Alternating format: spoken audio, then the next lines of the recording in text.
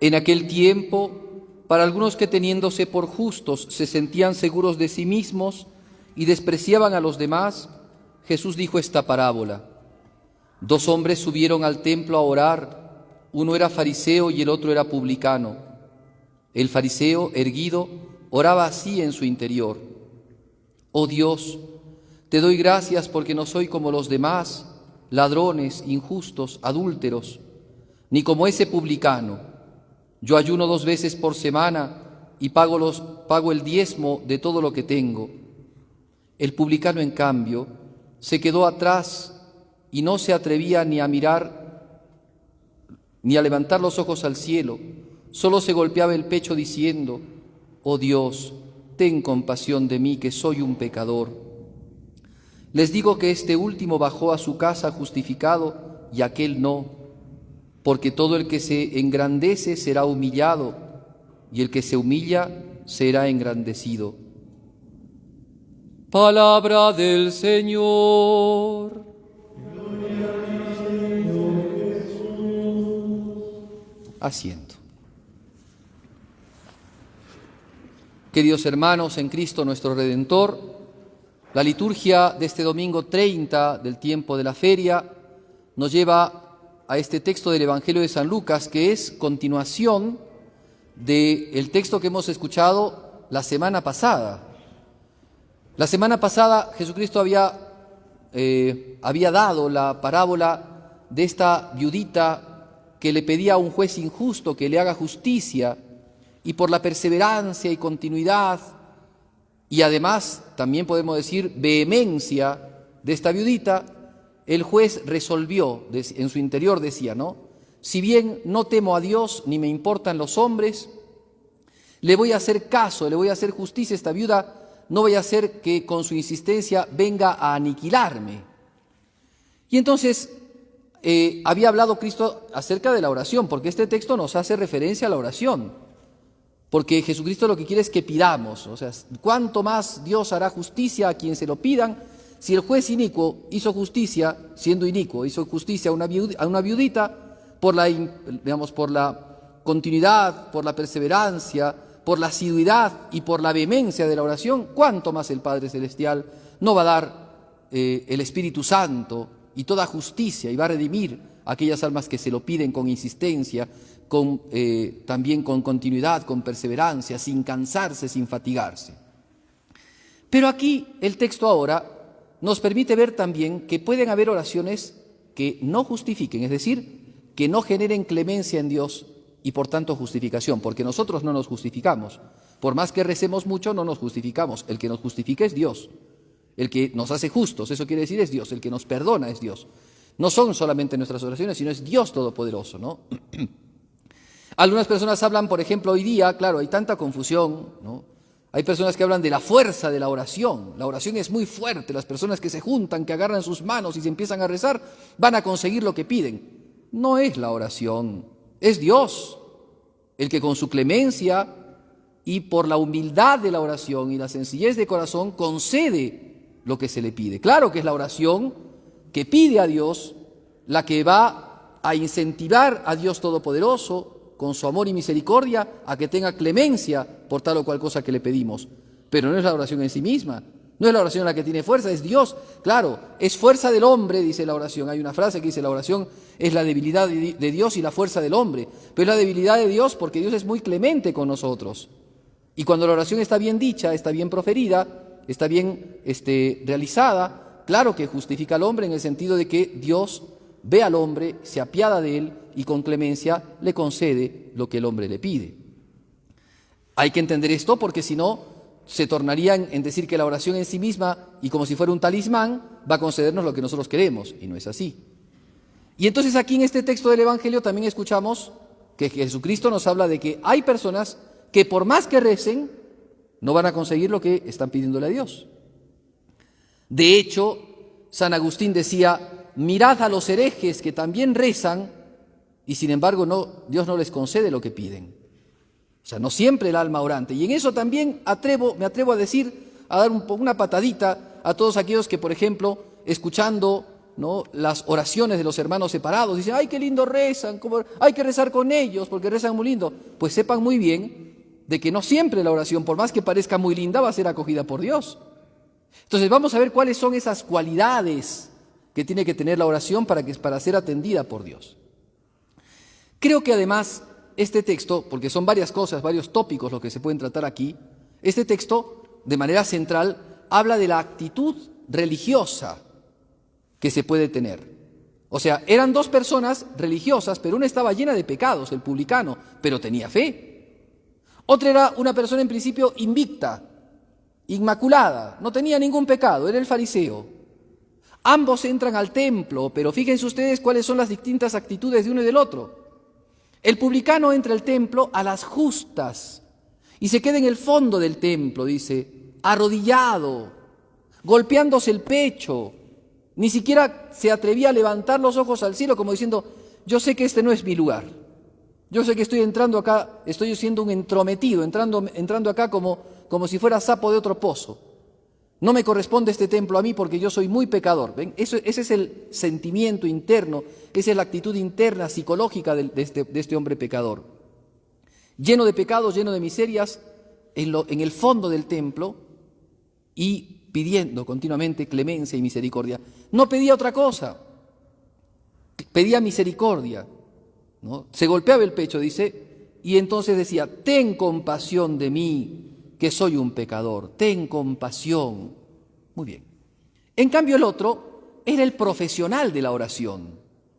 Era el que sabía rezar, ¿no?, sabía portarse en el templo, era el asiduo, porque era un hombre piadoso. Pero hay una gran diferencia entre este hombre, tal vez muy ignorante de las cosas de Dios y muy pecador, como era el publicano, y este otro hombre, el fariseo profesional, diestro en la oración, ¿no?, que sale y se pone adelante y empieza a clamar a Dios con acciones de gracias, pero no porque Dios es grande, sino porque Él es grande. Eso es lo interesante del fariseo. Cristo lo pinta muy bien, ¿no? Es un hombre religioso, no es un ateo. Es un hombre muy religioso. Es un hombre cumplidor, a rajatabla, fiel cumplidor de la ley. Él cumple con todo lo que la ley le prescribe. Él ayuna 2 veces por semana y paga todos sus diezmos, todo lo que corresponde, o sea, diezma todo, como decían en otro texto, ¿no?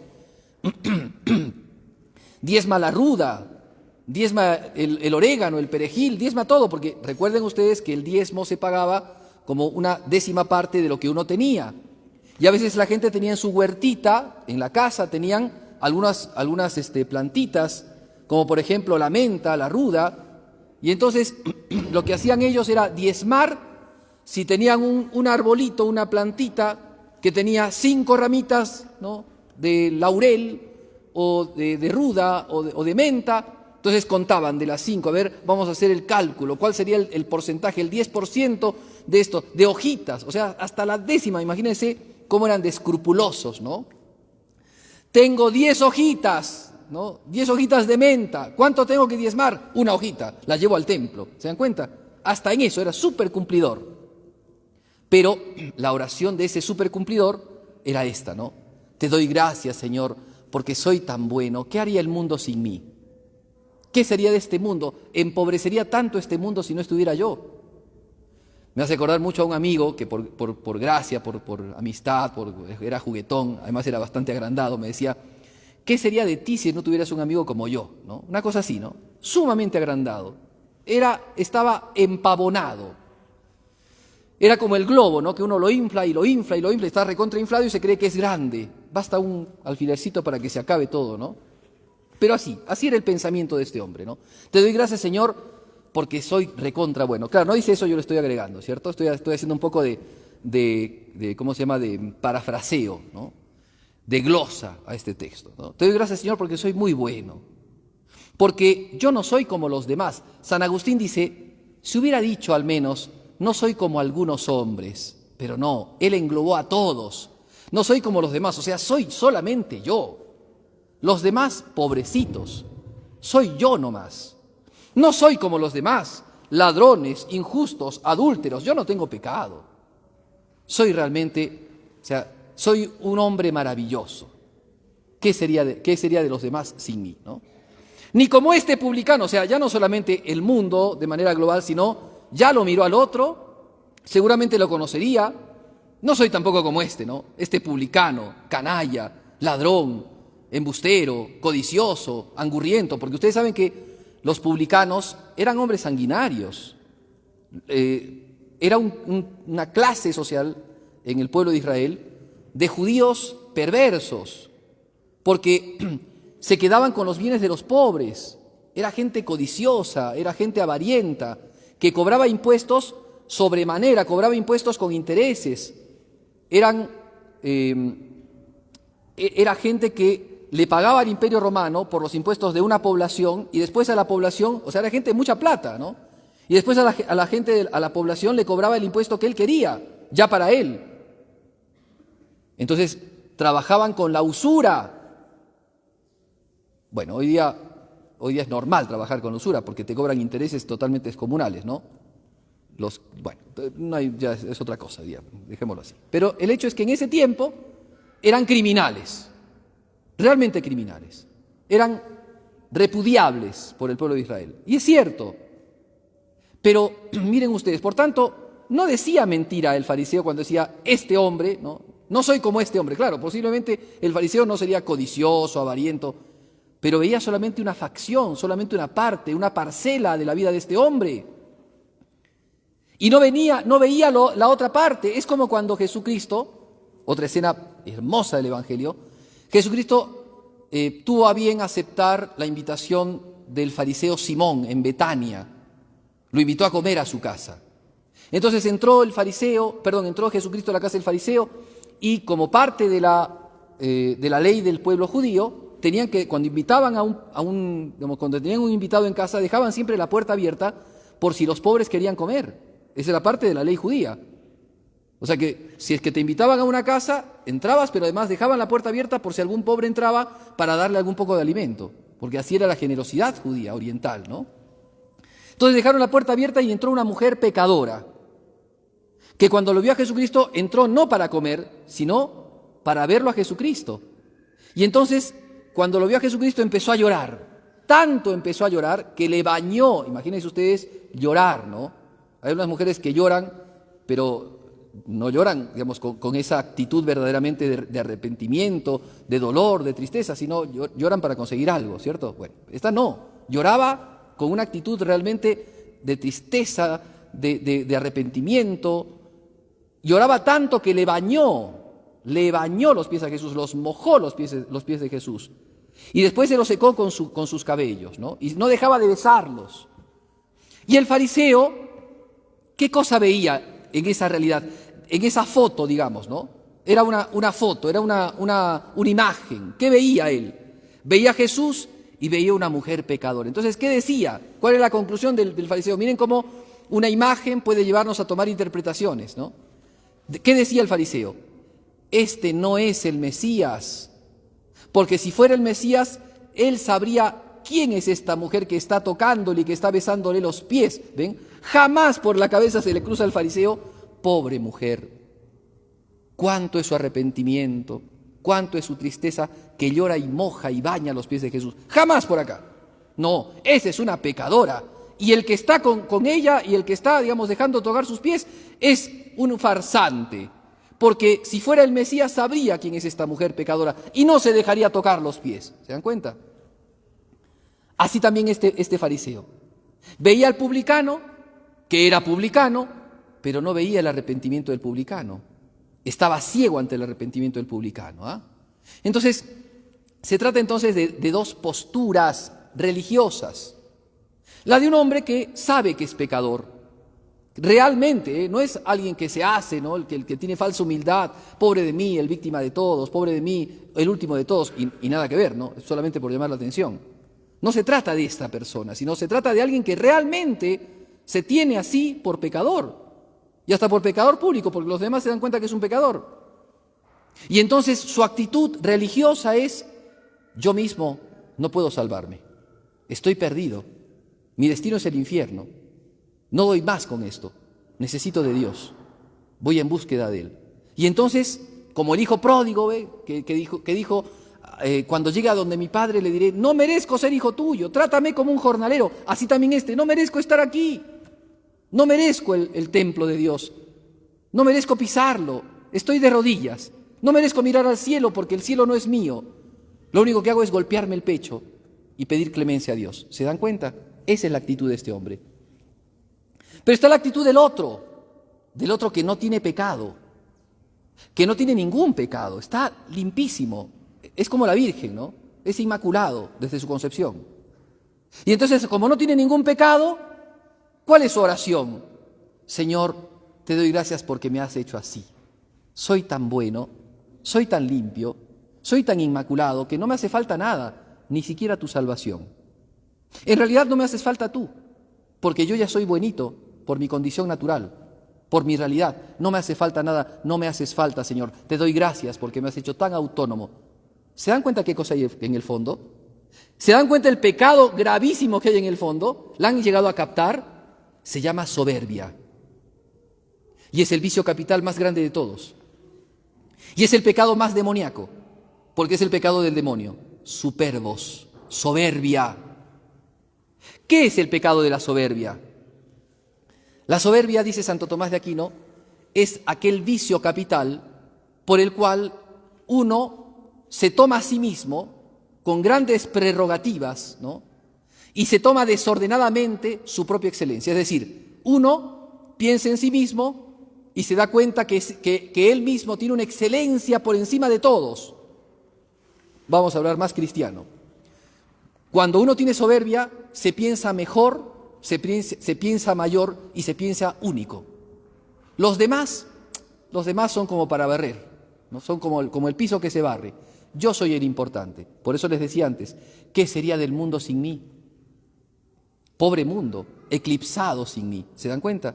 Yo soy mejor, yo soy mayor, yo soy más grande que otros. Se llama soberbia y es una mentira.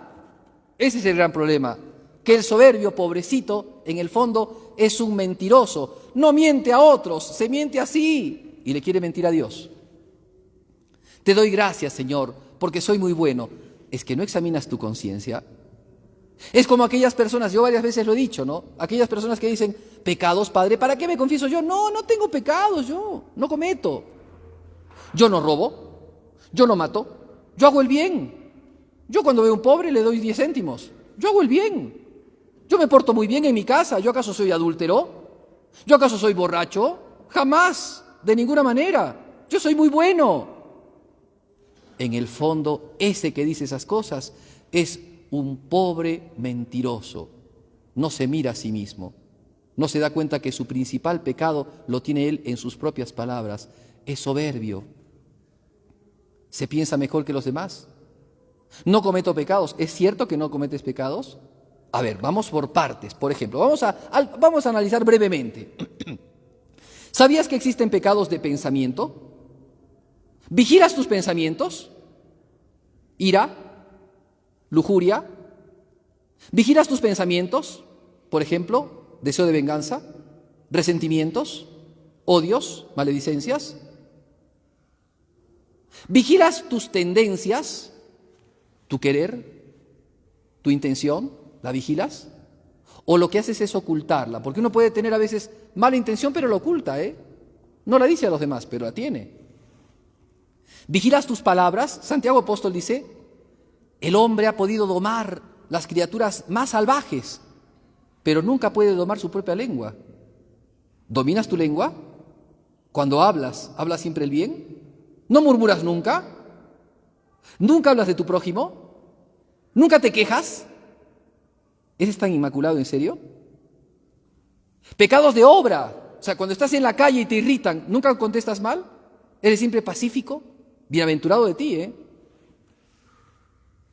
Y después, los pensamientos y los actos después, ¿no? Pensamientos, palabras y actos. ¿Tus actos son siempre incólumes? ¿Son siempre buenos? ¿Son siempre honestos? ¿No será que estás mirando de manera tuerta tu vida? Por último, las omisiones. ¿Hay pecados que omites? O sea, perdón, hay cosas que omites, por ejemplo, faltar a la misa, ¿sabías que es pecado mortal? No rezar tus oraciones diarias, ¿sabías que es pecado? No hacerlas. No dar de tu pan al hambriento cuando él lo necesita, ¿sabías que es pecado? O sea, no solamente es una obra buena. Imagínate que un pobre está en un estado realmente de grave dificultad y necesita de ti. Si tú no lo ayudas, ¿sabías que cometes pecado? Y hasta pecado mortal si esa persona se puede morir. ¿Sabías?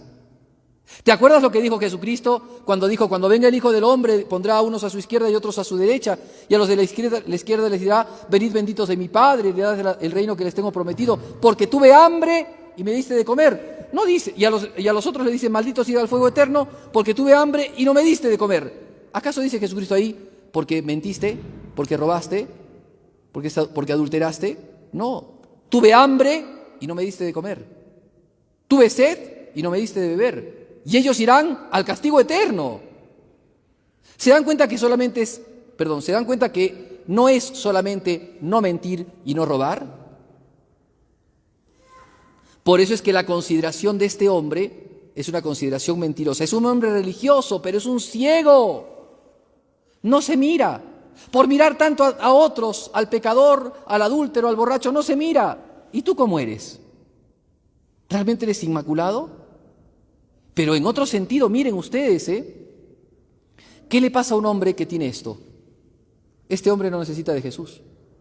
Jesús había dicho, ¿ha venido acaso el médico a los sanos? No, ha venido a los enfermos. Si tú no ves tu enfermedad interna, ¿podrás necesitar de Jesús? No. ¿Qué te va a curar si estás sano? ¿Vas a pasar por el hospital si tú estás sano? Pasa al hospital cuando estás enfermo, no cuando estás sano. Entonces, si Jesús es médico y atiende solamente a los enfermos, si tú estás sano, ¿necesitas de Jesús? De ninguna manera. No he venido a llamar a los justos, sino a los pecadores, dice Jesucristo. Si tú eres justo, ¿necesitas de Jesús? ¿Necesitas redención? No necesitas de Jesús. Que Jesús esté para los pecadores, no para ti.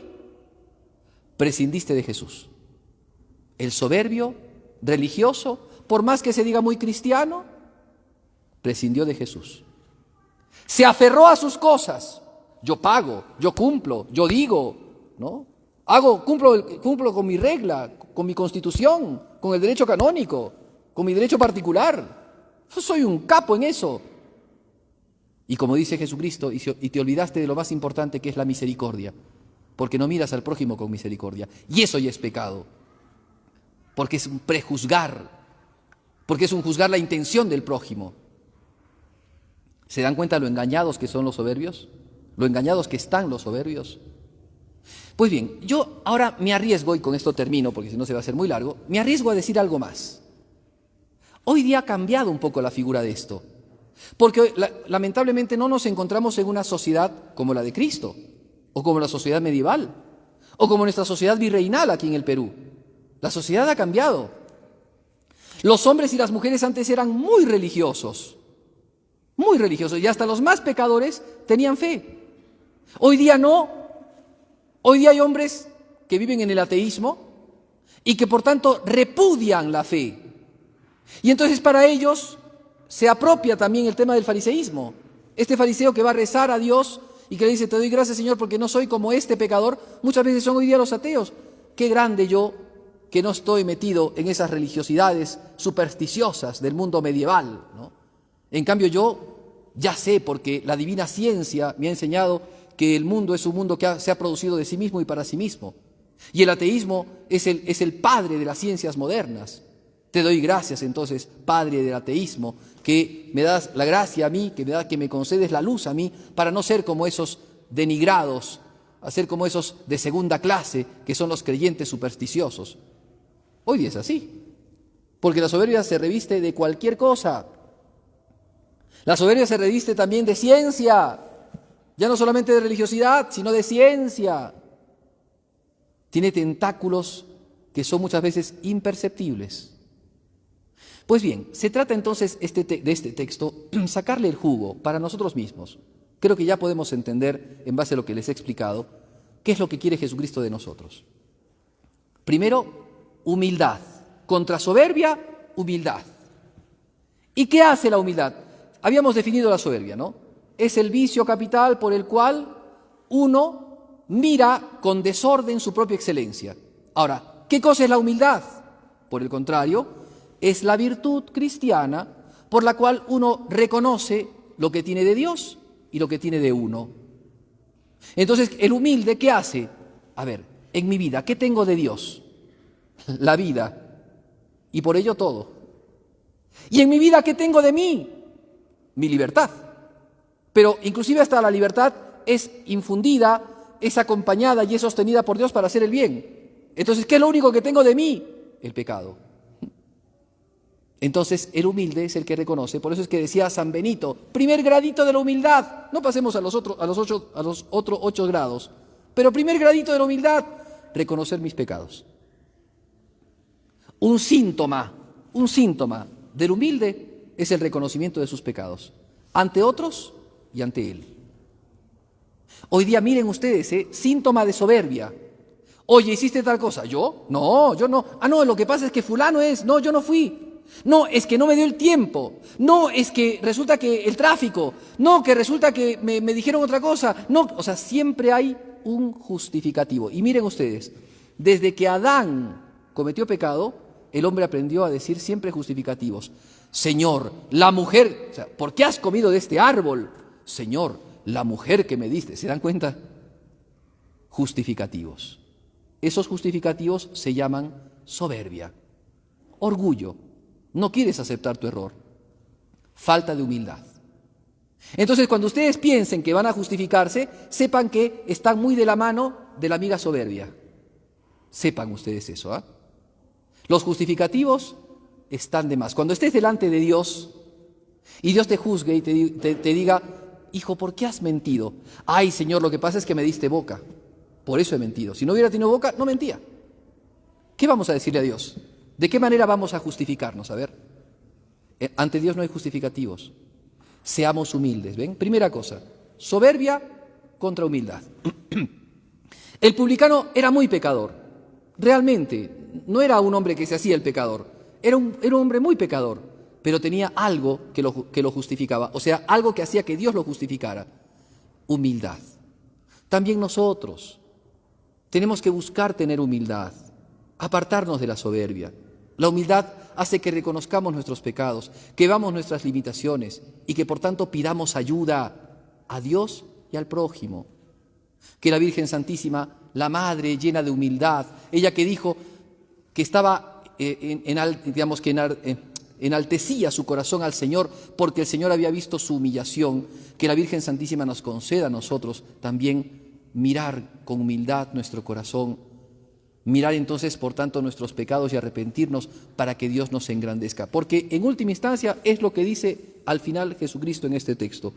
Porque el que se engrandece será humillado. El que se infla como el globo, le van a meter un pinchacito de alfiler y se acabó. Pero el que se humilla será enaltecido. Que la Virgen Santísima nos enseñe a caminar en humildad para que Dios siempre nos acoja con su misericordia.